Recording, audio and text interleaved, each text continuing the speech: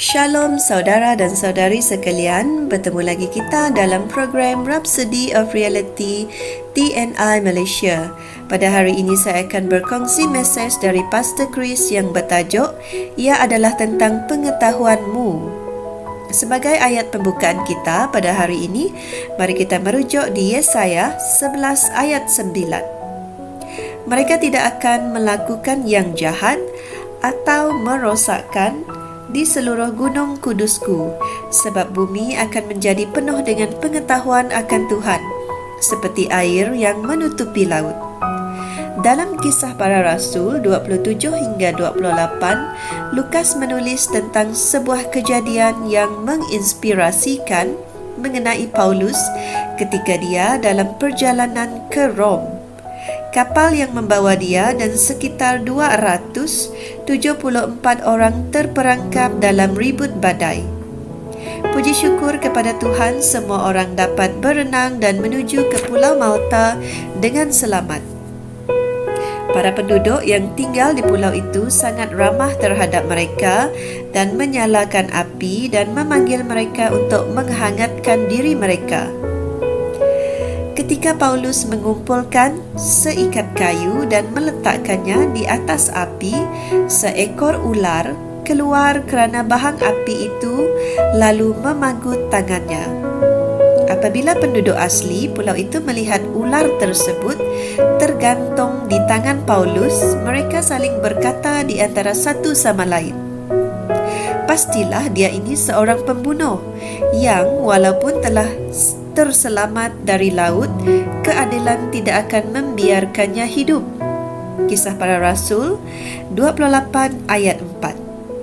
Sementara mereka menyangka tangan Paulus akan membengkak dan tiba-tiba dia akan rebah mati akibat dari racun itu, dia hanya mengibaskan ular itu ke dalam api dan tidak mengalami apa-apa kecederaan. Mereka akhirnya menganggap bahawa dia adalah seorang dewa. Apa yang membuat Paulus begitu berbeza? Dia sedar akan kehidupan yang kekal. Dia tahu bahawa orang yang mempunyai anak Allah memiliki kehidupan yang kekal. Karunia Allah ialah hidup yang kekal dalam Kristus Yesus, Tuhan kita. Roma 6 ayat 23. Orang yang mempunyai kehidupan yang kekal tidak boleh diracuni. Yesus telah mengatakan sedemikian dalam Markus 16 ayat 18. Dan sekalipun mereka minum racun maut, mereka tidak akan mendapat celaka. Haleluya. Inilah kehidupan yang Dia telah berikan kepada kita, tetapi ramai yang tidak mengetahuinya. Alkitab mengatakan bahawa orang benar diselamatkan oleh pengetahuan. Jadi, lihatlah ia berfungsi berdasarkan pengetahuan. Ia adalah mengenai pengetahuan kamu tentang kehidupan Kristus yang abadi dan tidak fana itu bekerja dalam diri kamu. Sebab itulah Yohanes berkata, "Semuanya itu kutuliskan kepada kamu, supaya kamu yang percaya kepada Anak Allah tahu bahawa kamu memiliki hidup yang kekal." 1 Yohanes 5 ayat 13. Baiklah saudara, sebagai penutup, marilah berdoa bersama dengan saya.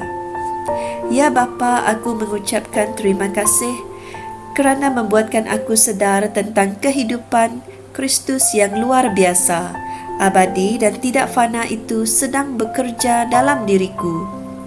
Aku hidup di atas kesakitan, penyakit dan segala kejahatan yang mempengaruhi sifat manusia. Aku sekutu dari bangsa Allah yang menunjukkan kemuliaan dan kebaikan ilahi. Dalam nama Yesus, amen. Sebagai renungan tambahan, saudara dan saudari boleh merujuk di Yohanes 10 ayat 34, Markus 16 ayat 17 hingga 18 dan juga 1 Yohanes 5 ayat 12. Sampai berjumpa lagi. Tuhan memberkati. Kami percaya Saudara-saudari semua telah diberkati dengan perkongsian firman dari Rhapsody Reality. Bagi sesiapa yang ingin menjadikan Yesus Kristus sebagai Tuhan dalam kehidupanmu, kamu boleh mengucapkan doa ini bersama dengan saya.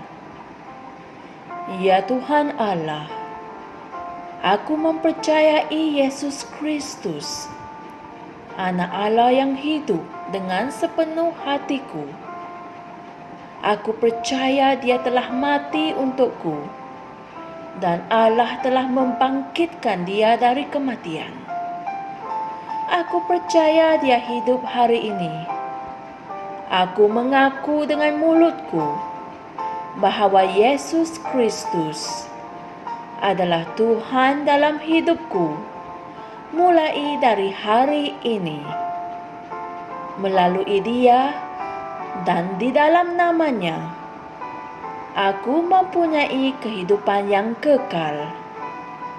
Aku telah dilahirkan semula. Terima kasih Allah kerana menyelamatkan jiwaku. Aku sekarang adalah anak Allah. Haleluya. Tahniah, sekarang kamu telah menjadi anak Allah.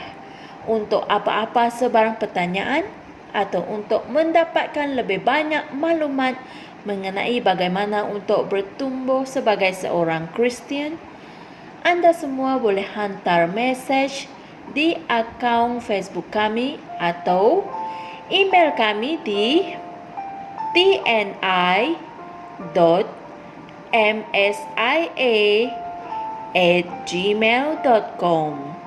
Sekali lagi, tni.msia@gmail.com. Tuhan berkati Anda semua.